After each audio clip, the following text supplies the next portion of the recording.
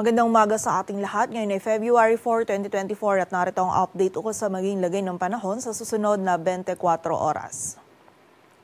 Patuloy pa rin umiiral ang northeast monsoon o amihan dito sa bahagi ng Northern Luzon kung saan magdadala pa rin ito ng maulap na kalangitan at mga may hinang pagulan or pag-ambon, lalong-lalo na dito sa may silangang bahagi ng Northern Luzon. Samantala, ang easterlies naman o yung mainit na hangin mula sa dagat Pasipiko ang patuloy na umiiral dito sa silangang bahagi ng Visayas at Mindanao kung saan ngayong araw malaking bahagi po ng ating bansa ay makakaranas lamang ng mga isolated na mga pag-ulan dulot ng easterlies at ng mga localized thunderstorms. At sa kasalukuyan ay wala tayong minomonitor or namamataan na sama ng panahon na maaaring makaapekto dito sa ating bansa.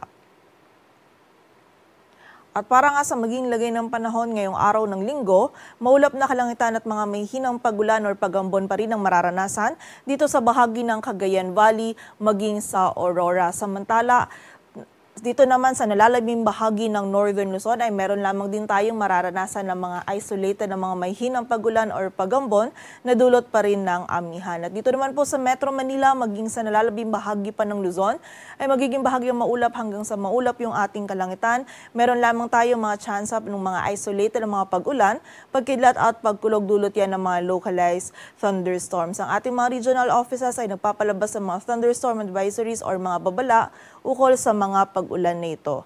Agad ang temperatura sa Metro Manila ay mula 20 to 29 degrees Celsius.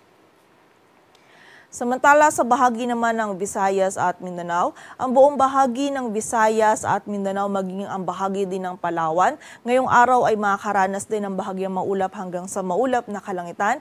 Meron pa rin tayo mga tsansa ng mga isolated na mga pag-ulan, pagkidlat at pagkulog dulot po yan ng easterlies at ng mga localized thunderstorms. And during severe thunderstorms, itong mga pag-ulan nito ay posible pa rin maging katamtaman hanggang sa mga malalakas na pag-ulan na maaaring magdulot ng pagbaha at pagguho ng lupa.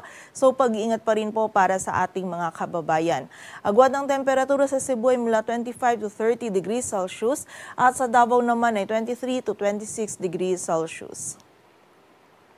At para naman sa 3-day outlook ng mga key cities ng ating bansa, in the next 3 days, bukas yan ng Lunes hanggang sa Miyerkules, ang malaking bahagi ng Luzon kasama na dyan ng Metro Manila, Baguio City, Legazpi City ay patuloy nga po makakaranas ng generally fair weather condition. Maliban na lamang yan sa mga tsansa pa rin ng mga isolated na mga pag-ulan, dulot ng mga localized thunderstorms. And dito rin po sa bahagi ng Baguio City by Tuesday and Wednesday ay meron din tayo mga tsansa ng mga isolated na mga may hinang pagulan or pag-ambon na dulot naman ng amihan.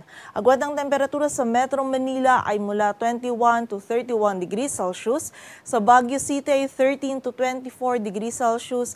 Sa Legazpi City naman ay 24 to 31 degrees Celsius.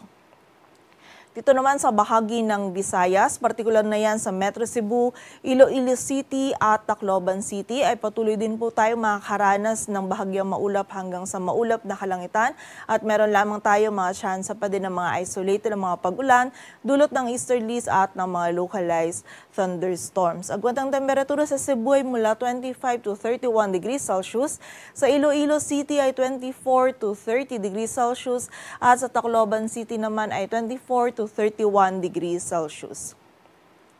Samantala sa bahagi naman ng Mindanao, kasama na dyan ang Metro Davao, Cagayan de Oro City at ang Zamboanga City. In the next 3 days ay patuloy po tayong makakaranas ng generally fair weather condition.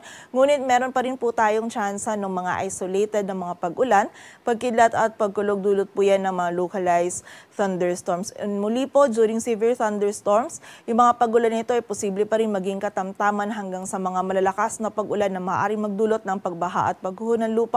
So pag-ingat pa rin po para sa ating mga kababayan. Agwan ng temperatura sa Metro Davao ay mula 24 to 31 degrees Celsius. Sa Cagayan de Oro City naman ay 24 to 31 degrees Celsius. At sa Zamboanga City ay 24 to 32 degrees Celsius.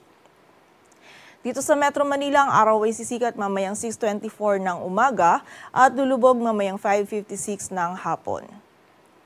Patuloy po tayo magantabay sa updates na ipapalabas ng Pag-asa at para sa mas kumpletong impormasyon, bisitahin ang aming website pag-asa.dost.gov.ph.